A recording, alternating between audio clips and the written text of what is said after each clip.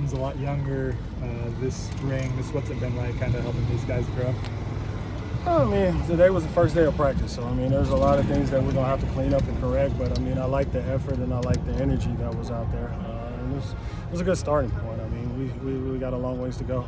We got some youth out there, but we got some youth with talent. So once we get it cleaned up and get it all figured out, it's gonna be exciting.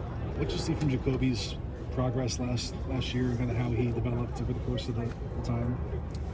You know, Jacoby is somebody that, you know, the expectations for him is through the roof. So, you know, every day is a work in progress with him. And he's taking that challenge on. He's matured a little bit. And, you know, obviously, you know, he had a chance to showcase what he could do last year in the bowl game. And we're just looking to climb off of that and continue to help him grow both as a player and as a young man.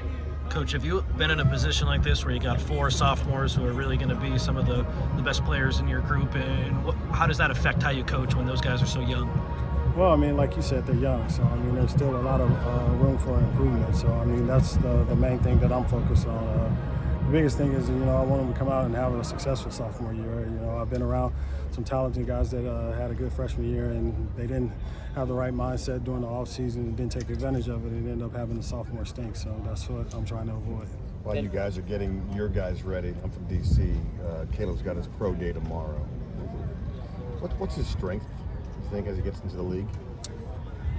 You know, I would say one of his biggest strengths is, you know, he's able to find a window of success through chaos. If a play breaks down, you know, he's able to stay calm and make some magic happen out of that. Dennis, you mentioned you've been with Lincoln a long time. He talked to just us about, you know, taking a little bit of a step back from the quarterbacks. Obviously, Luke Kuechly is being, you know, brought in as quarterback switch. Have you seen him, you know, Lincoln just kind of dip his toes into more other areas of, you know, meeting rooms and this and that so far? And how do you anticipate that'll kind of play out this spring?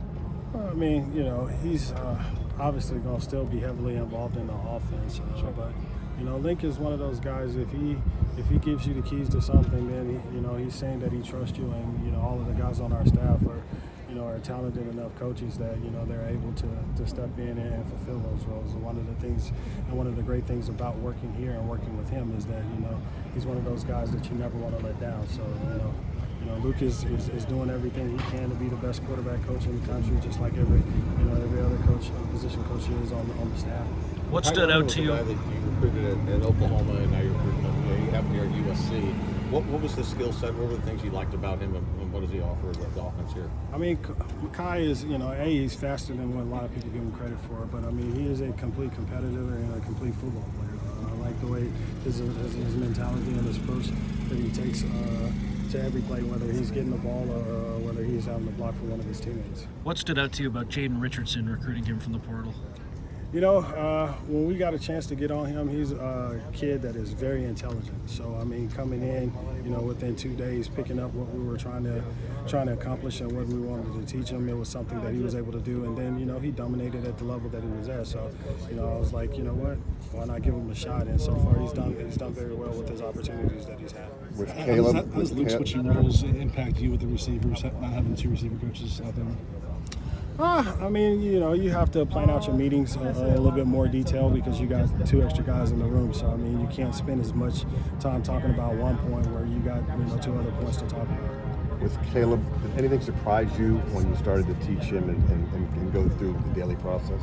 No, I mean, Caleb is a highly intelligent young guy, both football smart and you know, academically and street smart. So, I mean, you know, Caleb was one of those guys, you know, you say people are like born to do what they do. I mean, Caleb was born to play football, and it was, you know, not only does he not take that for granted, he works at it. So I mean, it was always a pleasure working with him. How's Xavier Jordan acclimating so far? Pretty good. I mean, he had a nice catch out here today. You know, he's a freshman, so I mean, he's having to pick up stuff and learn on the fly. But you know, he's one of those guys that, you know, when he makes a mistake, he's, you know, harder on himself than we are on him. So, you know, you spend some time coaching him up on like, all right, you know, that one's over, let's get ready to play the next play and correct what he did and come back and do just that, play the next play. When you guys sit down and talk about roster construction overall, I know you got the smaller receiver room this year. Is having more tight ends, is that kind of going to help you?